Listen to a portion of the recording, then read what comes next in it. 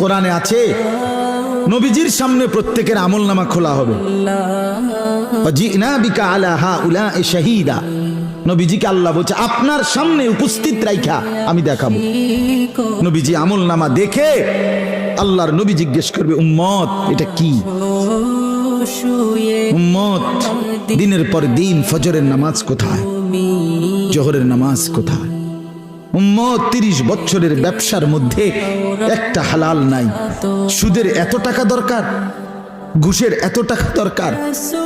উম্মত যৌবনের পুরাটা সময় মোবাইল দেখে, ছবি দেখে, নাচ গান দেখে, উলঙ্গ দৃশ্য দেখে নষ্ট করে ফেলেছ। আজ আমি কিসের সুপারিশ করব উম্মত? আমি এটা নিয়ে আমার আল্লাহর সামনে কেমনে দেখাবো? আমি কিভাবে বলবো? হযরত মাওলানা তারিক জামিল সাহেব বলেন হাসরের ময়দানে নবীজি, আহা বাপ শুনেন শেষ কথা, হাসরের ময়দানে নবীজি নিজের পিঠ মোবারক চাদর সরাইয়া ফেলবেন আর উম্মতকে দেখায় বলবেন উম্মত দেখ না আমার পিঠ চালনির মতো ছিদ্র ছিদ্র, তায়েফের পাথরের আঘাতে আমি এই পরিমাণ ব্যথা পাইছি, আহত হয়েছি, রক্তাক্ত হয়েছি, মৃত্যু পর্যন্ত আর আমার ছিদ্রগুলো আর গোশত দিয়া পুরায় নাই। আমি এই ছিদ্র নিয়েই কবরে আসছি।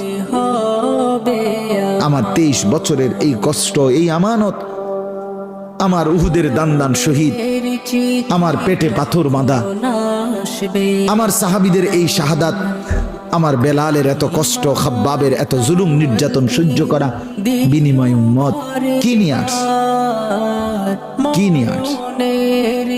জিন্দেগি কোনো কদর করলেন না।